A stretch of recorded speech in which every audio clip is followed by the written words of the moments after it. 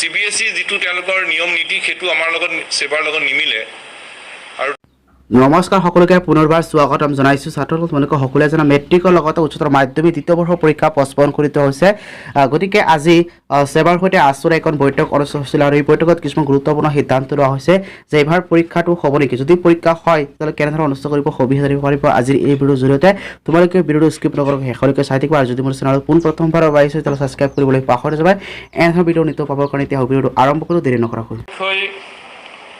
প্ৰথম কথা, তেওঁলোকৰ শৈক্ষিক বৰ্ষ নষ্ট হ'ব নোৱাৰিব আৰু ছাত্ৰ ছাত্ৰীসকলে যাতে স্বাস্থ্যজনিত কোনো সমস্যাৰ সন্মুখীন নহয়। ছাত্ৰ ছাত্ৰীসকলক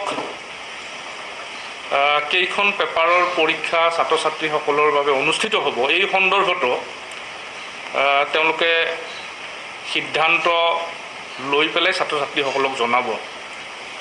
আমি অহা 5 দিন পিছত পুনৰ সেৱা কৰ্তৃপক্ষৰ লগত আমি আলোচনা অনুষ্ঠিত কৰিম আৰু সেৱাৰ সৈতে হাইস্কুল শিক্ষান্ত পৰীক্ষাৰ গোটেই বিষয়টোৰ ওপৰত আলোচনা হৈছে।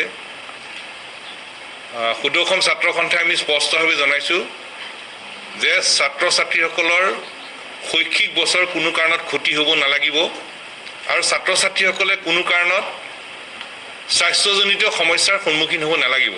এতিয়া গোটেই অসমত এই কোভিডৰ এই পৰিস্থিতিত ছাত্ৰ ছাত্ৰীসকল চিন্তিত, অভিভাৱক অভিভাৱিকাসকল চিন্তিত, শিক্ষক শিক্ষয়িত্ৰীসকল চিন্তিত, আমি ছাত্ৰ সন্থাও চিন্তিত আৰু উদ্বিগ্ন।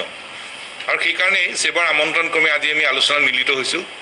এই সময়ত যিটো অৱস্থা গোটেই অসমত সৃষ্টি হৈ আছে, ছাত্ৰ ছাত্ৰীসকলৰ কেনেকৈ স্বাৰ্থ সুৰক্ষিত হ'ব এই বিষয়টো সকলোৱে চিন্তিত।